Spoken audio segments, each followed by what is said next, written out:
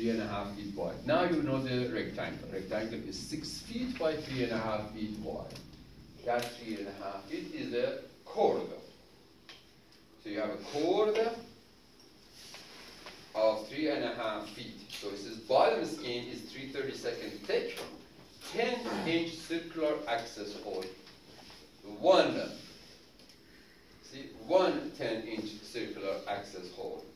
The student will ask in an exam how many access holes because of the big wing you saw 32 access holes, but when I don't put an S there, you are safe to assume it's one access hole. There are 12 half-inch square cross-section stringers, 6 on either skin. There are stringers at the bottom, stringers on the top.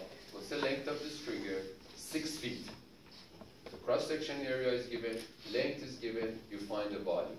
Multiply by the weight density, you find the weight of each stringer. There are 12 of them, bingo.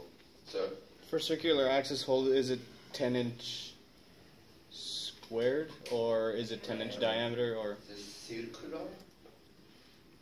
Circle? Is that the radius or the diameter? Oh, okay, it's a very good question. You know, I didn't put that down. But here is something never forget.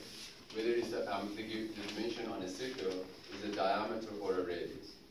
It's never radius. You know why? Because you can't measure it. You can't measure a radius. So if I have a vernier, caliper vernier, you know what caliper vernier is? The caliper vernier has 2 edges like that, and I want to measure it, you know? A caliper vernier. So how do I measure the radius? There's nothing here to measure. You see? But if you have a circle and you have a vernier caliper to measure it, look, we can measure the diameter, like so. We measure the diameter. So if you ever dimension a part in an aircraft with a radius equals 1.2, then your operator has to measure the diameter and divide it by 2. Can't measure the radius. In doing that, the operator will make a mistake. First, measuring the diameter has twice the error of measuring the radius. Second, they will make a mistake reading the number, writing the number, rounding the number, interpreting the number. So why would you keep that to an operator in a design? Always diameter. And a hole and a circle has no other dimensions than a diameter. It doesn't have a length. It's not a cylinder. Circle has only one dimension, that's diameter. It's always got diameter because you can't measure anything else. So I have a 10-inch circular access hole, it means 12 inches diameter, 10 inches diameter, and it's round circular. The stringers are given, spar cross-section area is given, so here it is. I have a spar and the cross-section area of the spar given. You can calculate the volume by only assuming that this extrusion is uniformly extruded to the end. Right? That's an assumption. I didn't put the assumption down, but because you don't have any other information about the other side of the beam, then it is safe to assume it is extruded linearly and evenly. But if it wasn't, tapered, it wasn't linear and it was tapered. So what we do, and then let's say the other end is much smaller, like that. So then it would be tapered all the way to here, it would be tapered. So in that case, the volume is area 1 plus area 2 divided by 2 times L. Because this line is straight, you can divide it by 2 directly. So again, you know, if somebody says the cross-section area on one side is this, the cross-section area on the other side is this, the cross-section area you use for volume is the average, and linear average between them. So the rear spar is given, the front spar is given, and there are no ribs in this problem. But if I say there are 5 ribs, each are this weight or the volume of the rib only, because I don't want you to calculate a rib, this is a rib, and I don't want you to calculate a rib, then I will give you the volume of the rib. So each rib is 0.1 meter cubic meter. So the volume I will give, and then you will assume the density is the same, and then you add the ribs. Or you can eat ribs. And I have another one there, the joint analysis. Again, you see, I don't have the composite here, but I have the joint analysis here. Landing gear with symmetric bolt arrangements. See, I didn't say rectangular, I said symmetric. So you can have both hole circles that is symmetric, like so, or pattern. You can have all whole circle arranged like that. It's still symmetrical. So I'm talking about both hole circle and the forces at a distance from a CG.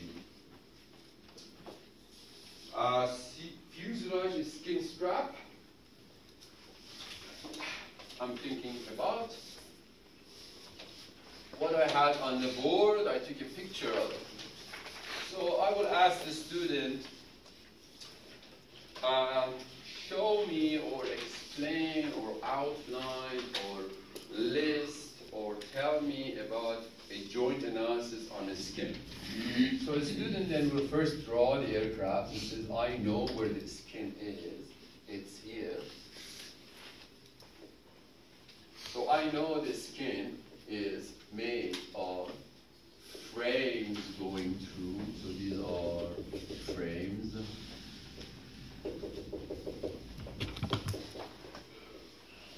And then I know that point of the skin has the stringers, and there will be fasteners on the stringers, and this arrangement produces a panel.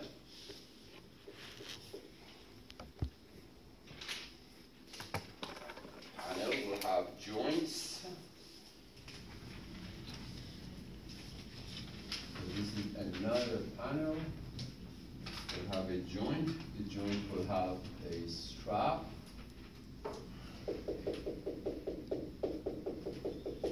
Looking at this strap, these are your eyes.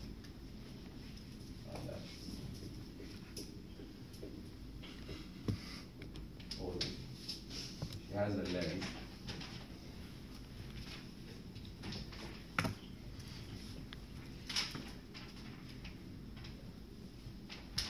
So if you look at it from that side, you'll see a strap on the top, skin, strap. Skin strap will have fasteners. The skin will be pulled by a force.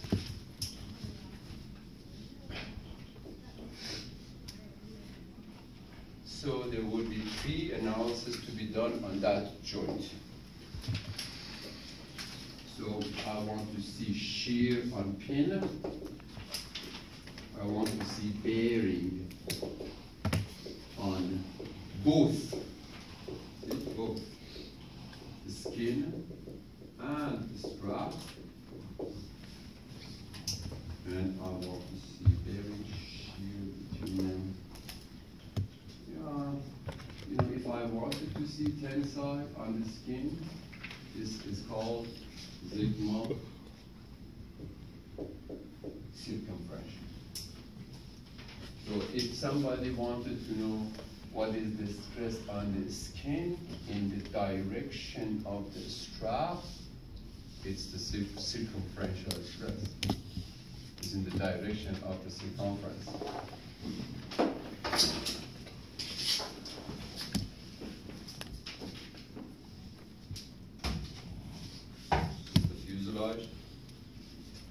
Take the fuselage, show the fuselage here that has a joint.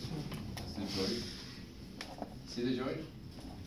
I have the joint now looking at from that direction. There are two of them. So strap is inside here, and the skin.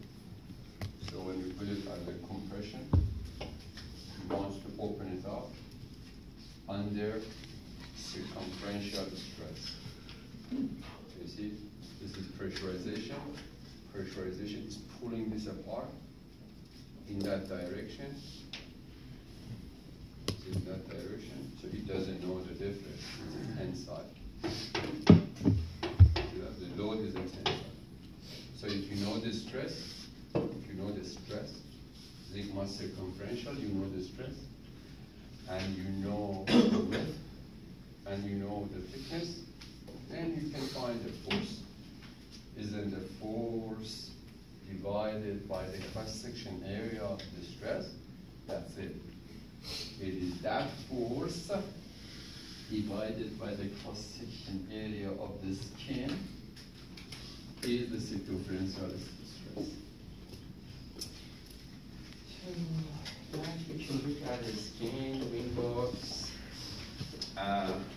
wing strap, and wing strut. You know that strut that we have in MTS 300 or one aircraft designers. At this level, you know, what is that truss doing, strap and strut doing on an aircraft? So you have an aircraft, typical aircraft has a high wing. That aircraft has a fuselage. That aircraft has a strut. The strut will have a landing force. And the landing force will act on either an angle or at a distance. So it's either you will have this angle, theta, or you will be given dimensions to calculate the delta. So I will give you that h there. I will give you a dimension here. So KL, now you can find alpha tan inverse of that. Now if there is a force here, what will happen to this strut? Well, let's call it strut AD for now. So we can talk about AD strut. So what happens to that AD strut? It will be Press. It will be under compression. Yes. So after I increase the compression, what happens to the strut? It may buckle, or it may yield. Also, we need to do analysis to see the pressure on the column. Make it yield first or buckle first? Which one happens first? Because as soon as one happens, the other one will never happen. If you buckle, you'll never yield again. If you yield, it doesn't matter if it buckles after the yield. Yield failure has happened. So now I'm looking at that strut and say, can my student use the MEC 200? Did you learn who was the MEC 200? Dr. El Rossi? Yep. Yes, sir. So can you decompose that force into that? Yes. Let's say this force is 1,000 pounds that way. There will be a force going into that column. Good. Yeah, that will be going into that column. This is the P critical that we're going to calculate in column buckling analysis. P critical. Look at it. This is now P critical. So now I'm asking you, could this P critical be larger than applied load? Could it happen? It's not my neck that hurts. The answer. The student is surprised in a test. He says, oh, you're putting 1,000 pounds here, and you'll see like 5,000 pounds there? How is that possible? Where did the 4,000 pounds come from? It came from the lever. You know, he says, how can you put 5,000 and get 10,000 out? Oh, lever. Levers always do that. But then, look at this. I put 500 pounds here, and then take 2,000 pounds here. Of course it does happen. All the time. So this is a lever, it does happen. So here, the P critical is larger than that force, because it's the hypotenuse of that right angle triangle. Look at this right angle triangle now. Of course this is larger than that. It's a hypotenuse. Same thing here, look. Because the force is up, The force is up, and this is in that direction. And what's that angle? Look at this. What's this angle? Theta. So if I have an aircraft that is, remember, I had given you the same question in MTS 300. If you took the MTS 300 with me, remember that? Same question. So is an aircraft landing, there's a load on the joint, don't pass some dimensions, the strut will buckle under the load, so you will find what force is experienced by the column. Now you can design the column, because you write, I know the formula, oh, I don't know the formula, he gave me a formula, so I'm going to rewrite the formula, and it says pi squared EI over LE squared, everything I have. And if I know, because he will tell me pin. So if I have pin, K is 1, right? Pin. K is 1. So E is the material. Aluminum, you know what the E is. Pi, hopefully you will have 1 pi in your calculator. You can write it down if you don't have a pi in your calculator. So you pi you have, E you have, L you know. Where is the L from? Is it H squared plus K squared? Right angle triangle. The student says, where's L? Ah, see, H squared K squared. I'm not going to reteach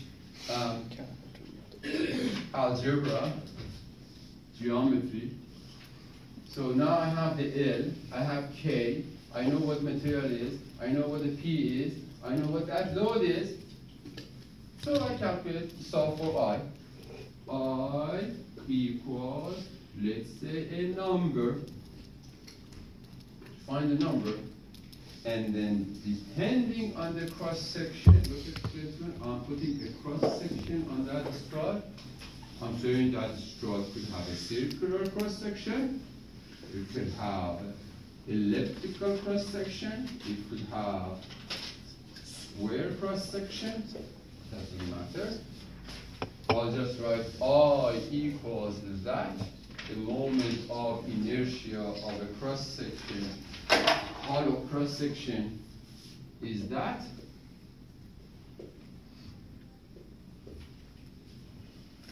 And I find the diameter, the thickness, the size that I want. Because after all, what is the course you're taking? Is design, and 3 F's are fit, form, function. So I'm saying the form, I'll tell you, that's the form that the part takes. This is the function. As soon as it doesn't buckle on the load, it is functioning.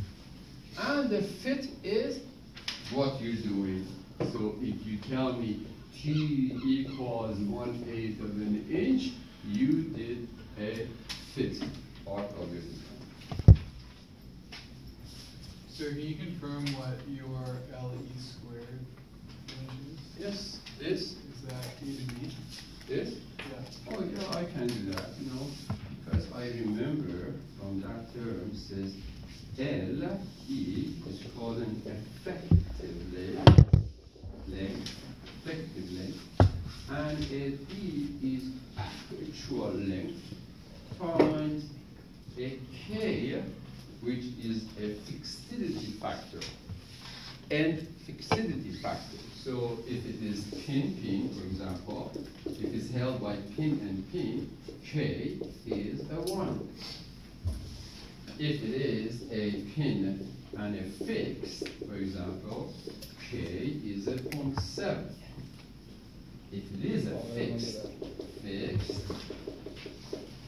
then K is a 0.1. If it is a free and fixed, I'll give you those. I don't expect you to remember them. So if it's a free and fixed, it will have a 0.5 as a K.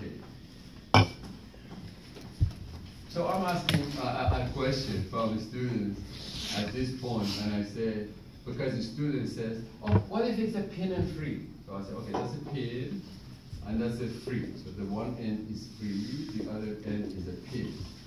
Sir, isn't free fixed 2.0? Sorry? 2.0, free fixed. Free fixed. Isn't that a 2.0? Oh, this, yes. It is 6.5, that's a 2, you're right. So you have it in front of you? You have it there somewhere? Or you remember it? Yeah, it is a 2. I will give it to you.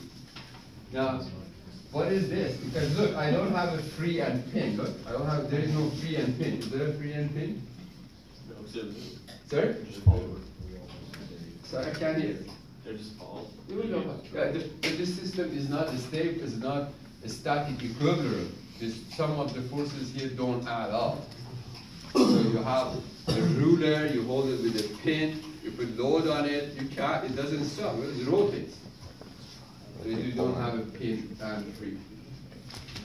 So you can do one of those questions, no? Strut. So I said, wing skin strap, wing strut, under buckling, gusset joint of the type I gave you, wing box root analysis, due to multiple loadings. So here's what I mean, and we did talk about this at the beginning of the term. So I said we will have a wing, doesn't matter what the wing location is, this wing will have a carry-through, for example. So all I need is to consider half of the aircraft.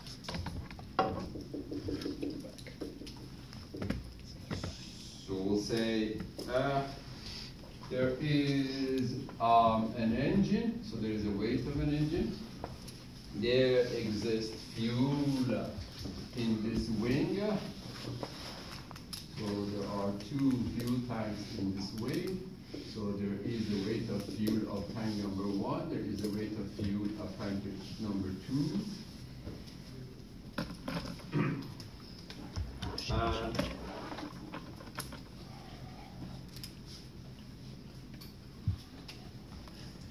There is a uniform distribution of omega, which is the weight of the structure itself. So now we're saying, what is the stress at, that's all, what we'll say, what's the max stress? So the stress max, you'll say, I know it happens at the root, or if you don't know, you may assume it happens at the root. So what is the stress? Now, once we find the stress at the root, and this is the stress at the root of a cantilever beam, well, we'll say the total stress is the stress due to fuel, the stress due to weight, the stress due to engine. So,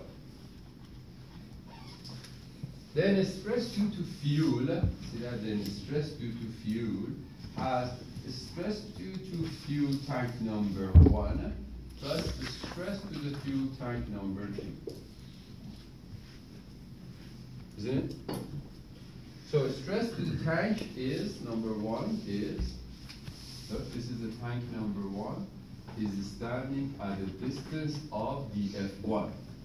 Distance of fuel tank number 1. So a stress due to fuel tank number 1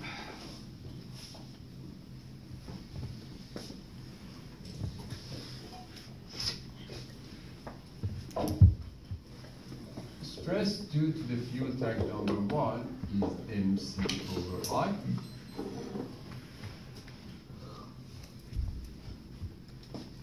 And then the stress to the tank number 2, fuel tank number 2, again is moment created by the fuel tank number 1 moment created by fuel tank number 2 times C over I.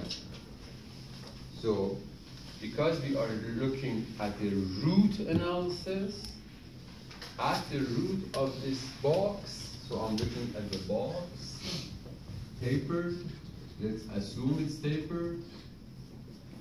So this is the wing box.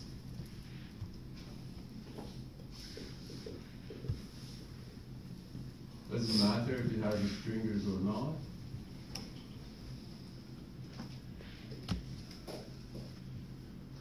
But it will have a neutralizer. This root, because the root will have a moment of inertia, total. Will have a number. So the moment due to these two, I's are the same. Is I at the root. I at the root. At the root. Maximum. Is M is different, but the C is the same in both of them, isn't it? Huh? Same, both of them. I is the same in both of them. Then the stress is only a ratio between the moments. See, if I say the stress due to fuel 1 ratio to fuel 2 is only M over M, because C's are the same, I's are the same on the root. So we find the sigma, total sigma is that. So there is a sigma total, that sigma total will have a moment of inertia total. That's what we're looking for. Everything else will be given, you know, the size of a wing box will be given, C will be given, areas, cross-section areas will be given. Material is not relevant. Student will ask me, is this steel? Is this aluminum? The stress is independent of the material, isn't it? I don't care what the material is, the stress is a stress. So we'll have a wing analysis as well. We've done this before, and it's not, see, nothing new in the wing. Nothing new in the wing. It's just you're realizing where the fuel tank is, where the CG of the fuel tank is, where its distance is, what the stress due to each element is. We got it. What is the stress due to omega, or the weight of the structure itself? We have a formula there with an omega. So it's a cantilever beam, uniformly distributed omega. You have a formula in your formula sheet, at the bottom of the formula sheet. Cantilever beam, uniformly distributed. The second one from the bottom, the second one in the middle will tell you the stress, deformation, deflection on the uniformly loaded beam. So 4 types of stress: due to structural weight, due to the fuel tank 1, due to the fuel tank 2, due to the engine. Now, is this aircraft flying? You should know. Is it flying? Well, there is no lift. But is it? When we have the reaction of the landing gear, if it wasn't. No. Unless it's on the bottom. So, okay, we'll put the landing gear here. How is that? It's spy plane, it's this. Yeah, no, it's C-130 Hercules.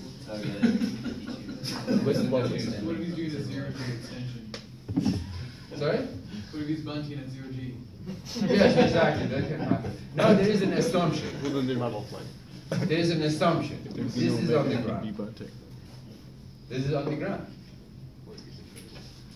Now, if you do add the lift to that, you know what happens? You just get rid of it. If I add the lift to this, will it go under less stress or more stress? More stress, I'm putting the lift on it, I still haven't put the lift on it. Will it see more stress? Counteracting the No, weights. it's the opposite direction, isn't it? Mhm. Look, these are pulling it down. Lift is going to pull it up. So that is why fuel in the wing and the engine on the wing are called inertia relief. These are inertia relief. It helps to make the wing lighter if you put the fuel in the wing. If this wing was light and there was no engine attached to it or the fuel in it, it will break easier. Because the lift is lift. It will break it. It is the other inertia reliefs that are pulling it down, so it feels less stress in the air. Inertia relief. It's not lighter, there's just a pressure differential. Sir. For that joint analysis, if it was in the air under lift, you would not have to consider moving the fuselage. Yes, are you talking about this, sir? No, for this example here, when it's in the air, the weight of the fuselage will also be pulling down on the wing from the other direction of the joint. Yes, so the lift here is compensating for the weight. So one is the reaction to the other. So if you look at your aircraft head on, look at this, you look at your aircraft head on, you say this lift, putting half of it, a student says half of it on either wing, it's no either wing, it's half of it on either side of the aircraft. So if I have that, why are they there? They are there to interact or react to the W. So when we have aircraft flying, if I do add, look at this, if we do add lift to that, look at this, upward.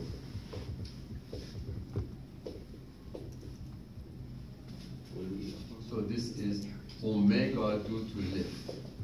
If we do have that, it's because of this. That tail came from that.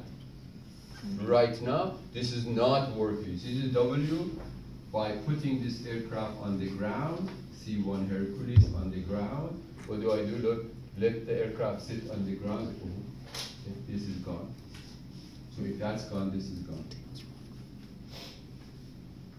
What exists a load is still W, but that W is reacted, W half and W half is reacted by wings. Wing doesn't know about it, right? Wing is unaware of aircraft reaction to the ground. Sir? You pointed at the formula for the stress due to omega, like uniformly loaded. Yep. I might be looking at the wrong one, but you said the second one from the bottom in the middle? Yes. That gives us a deflection at any point. Yes, it does. How does that help us find the bending stress delivery? Okay, I will, because I love my students, I will reteach that portion one more time in 5 minutes.